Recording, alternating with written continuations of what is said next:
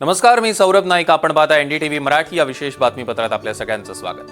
एक महत्त्वाची बातमी सुरुवातीलाच. माढा तालुक्यातील अंजनगाव खेलोबा येथील छत्रपती शिवाजी महाराजांच्या पुतळ्याचा त्या जागेवरचा वाद अखेर मिटलेला आहे. त्यावर तोडगा सुद्धा निघालाय. त्यामुळे सलग 3 दिवसानंतर चौथ्या दिवशी अंजनगावामध्ये आज तणावपूर्ण शांतता आहे.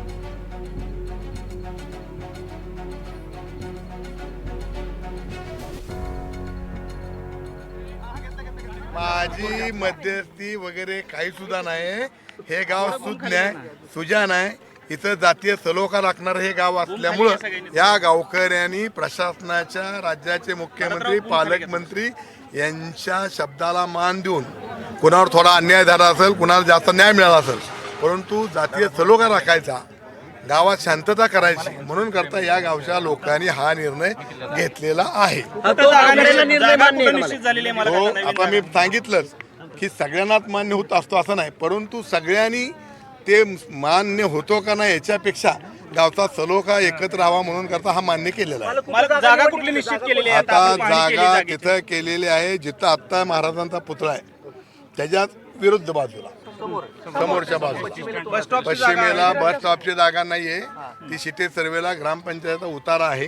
त्यामुळे उद्याच्याला जिल्हाधिकारी त्याला रितसर परवानगी सुद्धा देत आहेत. तिथून स्थलांतरित करण्याची प्रक्रिया कधी पार आता त्याची आता आहे की तिथं आता ती SP साहेबांच्या नेतृत्व मार्गदर्शनाखाली तिथं ती जागेचं म्हणजे नीट ही करायला लागलेत, स्वच्छ करायला लागलेत. ती स्वच्छ झाल्यानंतर महाराजांचा पुतळा बसवण्यासारख्या फाउंडेशन झालंय की ते उचलणार आहे. मला ग्रामस्थांचं असं म्हणणं येतंय की मोजणीच झालेली नाही. हाकेंनी त्या मोजणी करणाऱ्या अधिकाऱ्यांनाच धक्काबुक्की केलेली आहे. त्याचा व्हिडिओ देखील व्हायरल झालेला आणि त्यांच्यावरती गुन्हा दाखल झालेला नाही. आता त्याच्यासाठी त्या मोजणीवाले 8 दिवसामध्ये त्या जागा खुणा फिक्स करतील आणि ते जर आम्हाला मान्य नाही झालं तर म्हणजे आम्हाला म्हणजे मला नव्हे गावकऱ्यांना, तर त्याच्यावर कोर्टाकडून मोजणी आणून, कोर्टाची मोजणी तर विषयच नसतो, कोर्टाची मोजणी आणून कोर्टाची जी मोजणी असेल ती दोन्ही समाज मान्य करतील. मला लोकांचं असं म्हणणं आहे जोपर्यंत चबुतरा बांधला जात नाही किंवा सुशोभीकरण होत नाही तोपर्यंत पुतळ्याचा स्थलांतर होऊ नये, त्या पद्धती काय असणार? लोकांचं असं म्हणणं जरी असेल तरी या गावचे लोक समंजस आहेत आणि पुतळा चबुतरा बांधल्याशिवाय पुतळा बसवायचाच नसतो. त्यामुळं पुतळा बांधण्याची परिस्थिती पोलीस डिपार्टमेंट तिथं करणार आहे आणि मग तिथं आपण पुतळा बसवणार आहोत. आज होईल, उद्या होईल. गावामध्ये आता एकदम मोकळ्या मनानं कुणीही फिरू शकतं, काही सुद्धा त्यांच्यात सलोखा आहे. आता ते पोलीस प्रशासन अंदाज घेईल आणि रस्ता मोकळा करेल.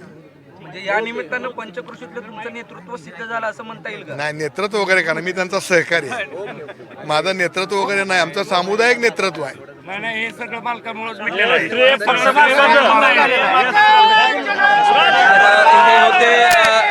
राजन पाटील जे की तर आपण बघतोय की राजन पाटील बोलत होते माध्यमांशी आणि आता त्यांनी हे स्पष्ट केलेलं आहे की पुतळा बरोबर समोरच्या बाजूला उभारला जाईल. सध्या गावात कोणत्याही पद्धतीचा तणाव नसल्याचं देखील पाटलांनी स्पष्ट केलेलं आहे.